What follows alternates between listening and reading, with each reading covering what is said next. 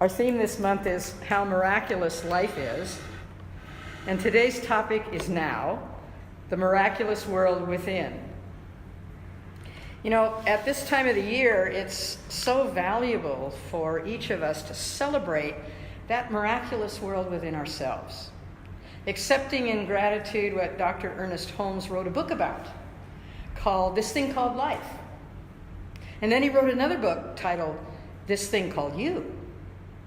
And then he wrote 40 more books, 40 plus more books, all focused on bringing to our attention, individually and collectively, to the miraculous world within each one of us. When our Science of Mind magazines for December finally arrived last week, I immediately thumbed through the pages and I went to the article, which is a monthly article that Dr. Ken Gordon, who is our international spiritual leader, writes each month. And it's titled On the Path, in case you've just skimmed right on by it for whatever reason when you read our Science of Mind magazine. And so many of us who are active in the spreading of this philosophy live our lives using the science of mind to direct ourselves in today's world, and I include myself in this, that many of us may not reach into the past for the development of this teaching to explore how we got to this moment in time. So I was touched and really brought to attention when I read in Dr. Ken's column these words. For more than, this is him speaking now, for more than 30 years at Christmas time, it has been my practice to read an article that first appeared in Creative Thought magazine in December of 1948 from the great New Thought teacher Raymond Charles Barker.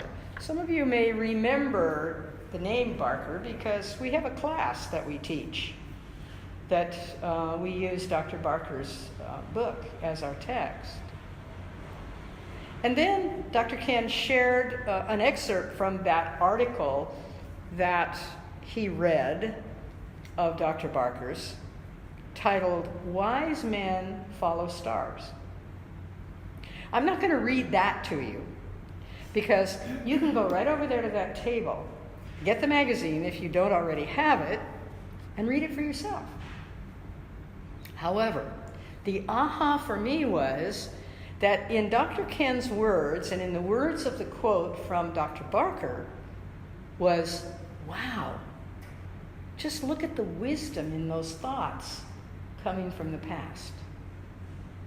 And it reminded me of my own words about bringing forward from the past only those thoughts, ideas, words, and actions that serve us in the presence. That probably sounds familiar to you coming out of my mouth. It comes out of my mouth fairly often. So I went to the source of all knowledge, to me, which is Google, and I put in Ernest Holmes' quote on Christmas, and had another aha, which I hadn't thought of for a long time. Now you know why at 2 o'clock in the morning I was changing this talk for today, because these things were just coming right and left. My inquiry, Ernest Holmes on Christmas, took me right to the Science of Mind Archives and Library Foundation. I knew about that. I even know the person who began that and continues in service to it, Reverend Marilyn Leo, who is a giant of knowledge and dedication in the science of mind. But sometimes I forget, caught up in my own processes, how valuable the wisdom from thoughts and ideas out of the past in the development of this new thought movement that we're in can be like right here, right now, available, even though they come out of the past. like the words from Raymond Charles Barker in Ken Gordon's column. The tagline for the Archives and Library Foundation is "Where the past illuminates the future."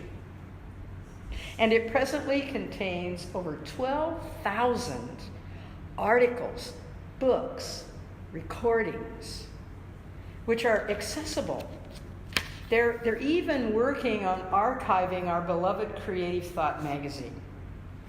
And with the inclusion of a new server, we'll have that online for us in the very near future. And in browsing through the archives, looking for Holmes' words about Christmas, excuse me, I found a priceless transcript of a radio talk he gave on December 25th, 1949. The title of the talk is "Christ is Born in Us Today." It's a magnificent metaphysical interpretation of the Christian story of the birth of Jesus. So it's my intent today to share with you excerpts from that broadcast. And if you are so inclined, suggest you visit the archives for the whole text, which is 5 pages long. Holmes describes the shepherds in the fields during that time in history as representing our attitudes of listening and waiting for the guidance of divine love and wisdom in our lives. The quote, "As they watched their flocks," Dr. Holmes explained, represents innocence and peace while tending to humble duties. The phrase "angels of light appeared to them," Holmes describes as beautiful word pictures meant to represent those experiences we all have as we search for the meaning of life and we draw ever closer to the divine presence which fills all space. Further description suggests those shepherds as the idea of listening to nature, opening up to intuition, which is the presence of God not only around but also within that miraculous world, which is us. Holmes goes on to talk about the fact that it is commonplace, it is in the commonplace things of life that we receive our greatest inspiration. And we heard some of that this morning in Standing in the Light, didn't we? And the most common of things, the ordinary unfoldings, that we get these miraculous realizations. Holmes goes on to talk about the fact that it is in those facts, this greatest inspiration, that a story like a child being born in very humble settings can be a child who grows to adulthood and does miraculous things in life.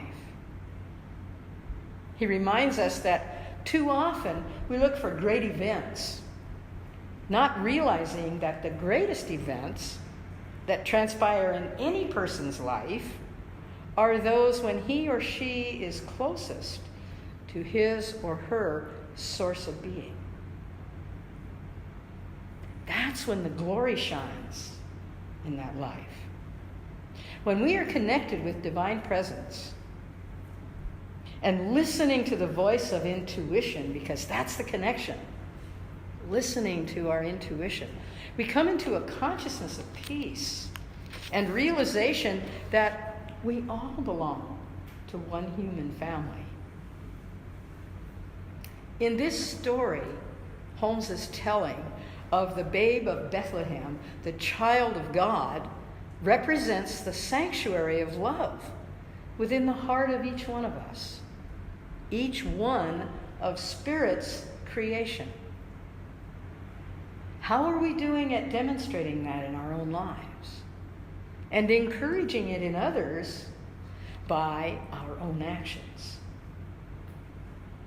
There are two significant things about this story of the shepherds and the wise men who came to adore the newborn babe.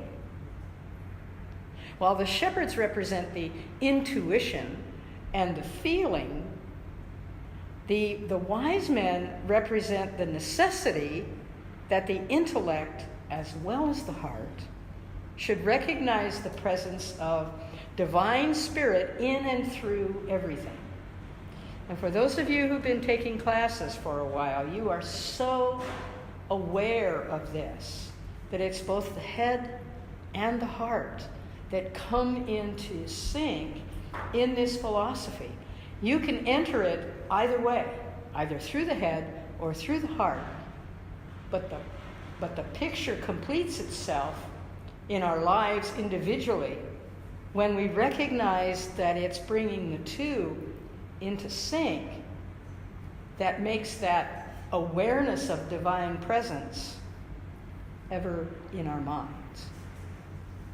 There are two significant, I did that. Already told you that. And as wonderful as intellect is, it too must join with the heart. Life is a combination of know-how and know-what.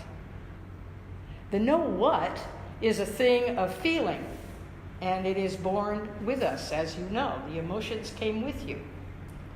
How you deal with them, however, and benefit from them is how you use them in life as you learn their value in a positive, life-affirming way. This is the babe. This is the child in the manger of our own consciousness and how we grow that. The know-how is our process of uncovering those secrets of nature and unlocking the power stored at the center. So now I'd like to share with you another story of birth, that which took place in the 20th century.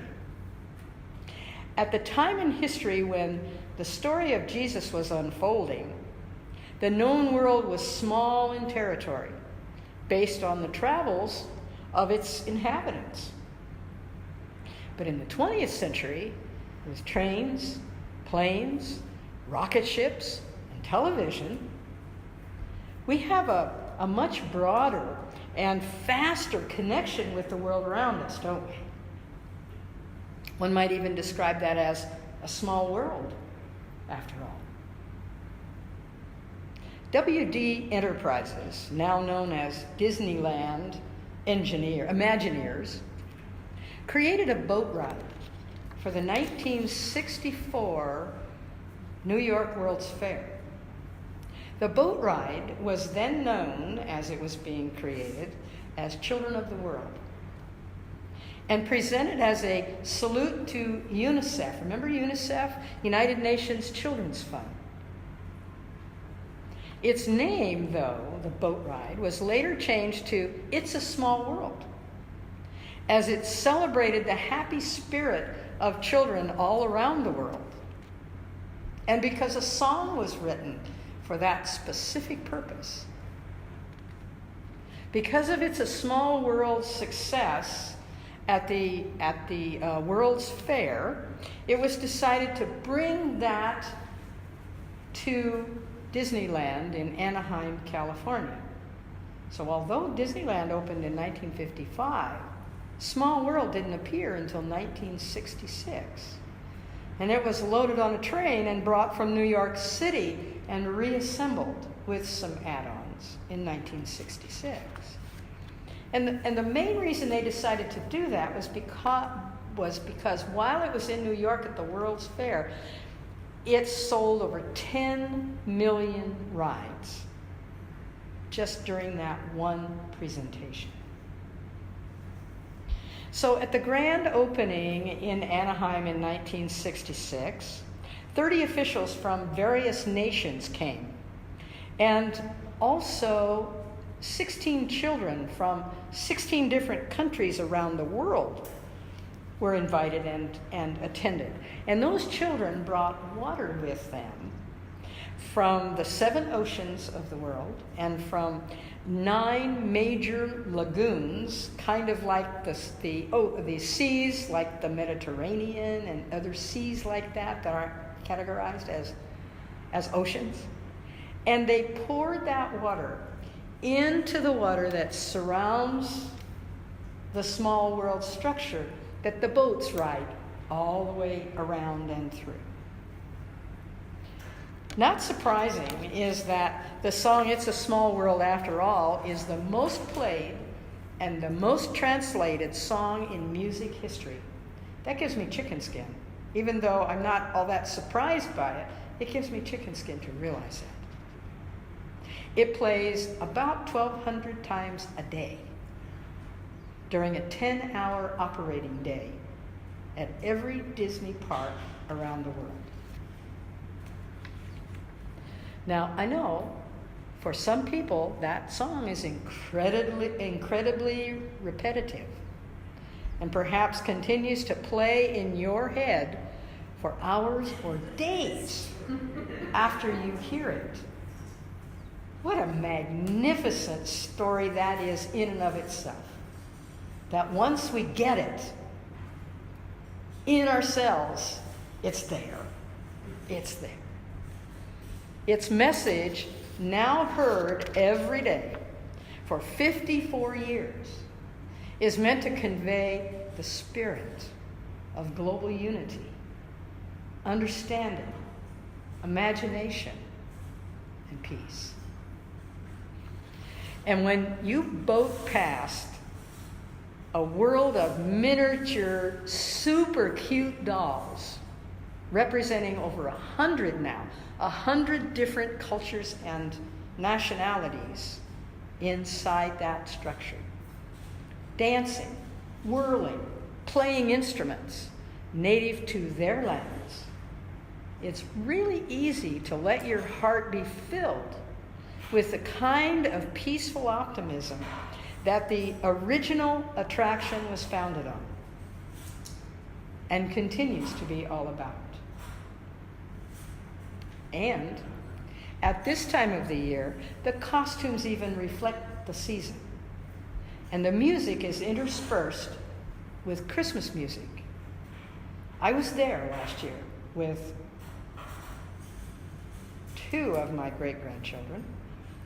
The third one was there. However, he was still a bun in the oven and was born about 15 days later.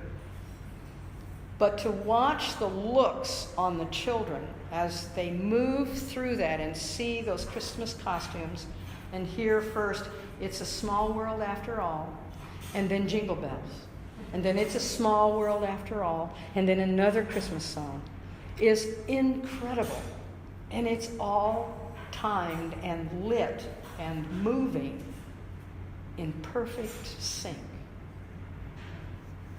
So whether it be a story or a myth, whether it be in the present or in the past, whether it be music or spoken word, in the words of Ernest Holmes, today, as never before, the world needs good news. It needs an understanding heart and the protecting power of divine guidance. We are all shepherds, tending our own little flocks. And we can believe that we are also wise ones, demonstrating that the Christ consciousness exists from birth within every one of us.